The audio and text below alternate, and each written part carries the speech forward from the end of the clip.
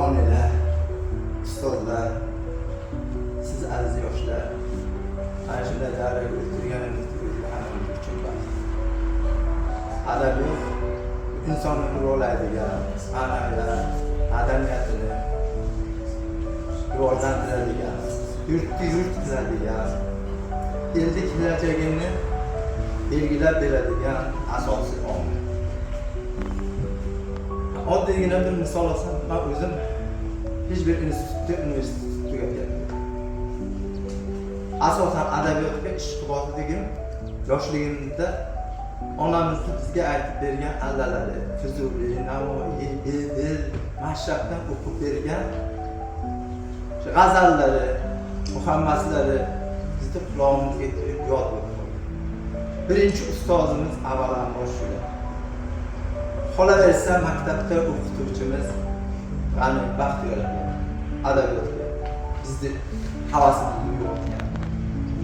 Undan keyin oila, dunyo tashvishi bo'lib, lekin adabiyotdan chekinganimiz yo'q. Asosdan baholi qudrat qadam tashlab 2019-yilgacha hech qanaqa kitob chiqargan yo'q bu joydan. Yozgan asarlarim uyda qolib ketganini,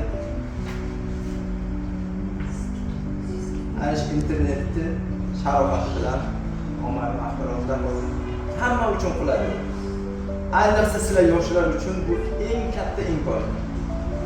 Xohlagan institutlaringga, kasblaringga, xohlagan savollaringga ilm olish uchun nafaqat o'zimizda, chet davlatlarda, eng jahonni taniqli universitet institutlariga ilm olish uchun biz sizlar uchun eng buyuk bir imkoniyat. Bundan vaqtida foydalanamiz. Bizni davrimizga aziz qo'shnilar, juda zo'r bugun yaxshi ta'lim bo'layotgan, haqiqatan ham asosiy o'sha kitob o'qishimiz kerak. Bilim bo'lsa, yo'l ochiladi, o'ylayotgandek Angliya bo'ladimi, boshqa joy bo'ladimi, o'zimiz odamlar borib ishlashga yo'l ochiladi. Bugungi asosiy masala mana Aminaga qo'ysinib ko'zlari o'sha kishini ijod bilan tanishish, o'zbekcha shunaqa ijodkorlar juda ko'p o'tgan. Mana shunday ijodkorlarni bittasini domlalarimiz aytyaptilar, tadbirkorlik bilan onamizni telefon olib qo'yingda.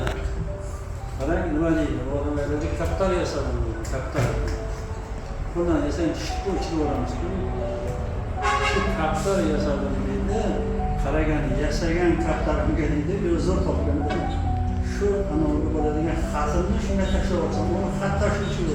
Hali Boburiylar davrida kaptarlar xat tashlagan-ku.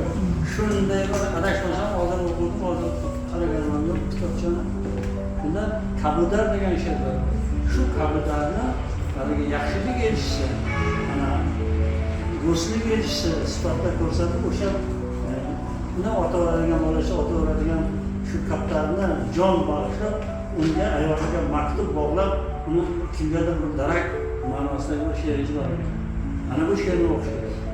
Jonsiz narsani jonli narsaga aylantirish oson emas.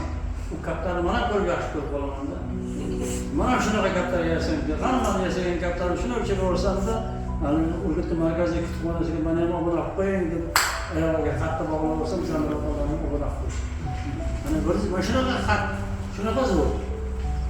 Endi ikkinchi haqiqatan ham bu odamning she'rida filologiya fanlari, tarix fanlari doktori, professor Mahmud Hasanov juda katta olim emish. Agar hayot bo'lsa, mana taniyman. O'sha arzu yazagan. Endi bitta she'rga ko'zim tushib qoldi. Endi ana ilohiy jamol borda, inson Allohning tajallisiga shunday tushunsa, tajalli degan Allohning ko'rinishi.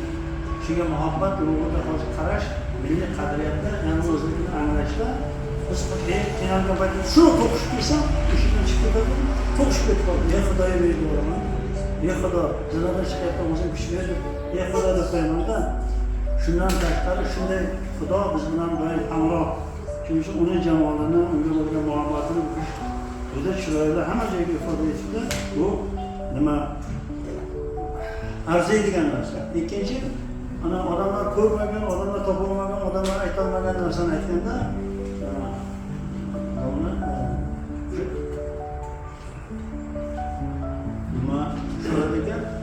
aytganki, onani rayhonga o'xshaydi. Onajonim rayhonim deydi. Rayhon gullarning ichida eng tek beruvchi, bo'y beruvchida. Onani haligi boshiga ko'kragiga biz ko'ksiga deymizda, ko'kragiga ishni o'tirib qo'yib, ko'ksiga sekin bosh qo'yganimizda, bosh qo'yamizku o'zimiz ham. Ajoyib sog'inmaysiz deb ko'ksiga bosh qo'yganimizda o'sha onani muattar hidini haligi qiyosga keltirib. Va vatan haqida o'sha keyin bitta yaxshi she'r bor ekan. Shuni aytyapman. Qarang, bu ana muhabbat masalasi. Mani yor istagay ko'nglim, darak bersam nido bo'lsin, fig'oni nolishim kuylang, solib nayva sado bo'lsin. Buni qarang, meni yorim istagay ko'nglim, qarang, darak bersam nido bo'lsin, nidomni fig'oni nolishimni kuylang, solib nayga sado bo'lsin. Fig'onni nolani nayga solib qilish bu hamma oson ish emasda. Mana shu nayga solib turdi, qonunni qilgandan keyin u ovozi boshqacha bo'lsa, maza qilib mana nidolarimni, xabar nimalarimni eshitib to'g'ri boshib haqiqiy noravonlikdan dilimga chekmasin afzun, boqar men shafqatini istab, budam mardi xudo bo'lsin. Bugungi kun, bugungi uchrashuvimiz shu hayotimizdagi eng dolzarb, eng qiziqarli mavzu bo'ldi. Mana bugun yoshlar kuni munosabat bilan yoshlarga murodiylarimiz juda iliq istaklarini bildirdi. Mana shular qatori Urgut tumanini 53 mingdan ziyod murodiylari nomidan yoshlar kunini bayrami bilan tabriklaymiz. Ularga kelgusi hayotlarida, ijodlarida omadlar tilaymiz. Ularga yorqin hayotlarni tilaymiz. Shu bilan birga mana bugungi uchrashuvimizda asosiy sababchisi bo'lgan Aminaga Qo'ysinovga hayoti ham bularga qanaqa ma'noda bir motivatsiya beruvchi, yana hech qanday bir oliy o'quv yurtida o'qimagan holda, boshqa maxsus kurslarga tamomlamagan holda o'sha adabiyotga bo'lgan mehri, adabiyotga bo'lgan muhabbati mana shunday ijod qilishga undayapti. Bu kishini ham hayoti kelgusida ularga shunday adabiyotga sevishga, uni ardoqlashga va shu yo'ldan borishga undovchi motivatsiya bo'lib qabul qiladigan umidlarimiz.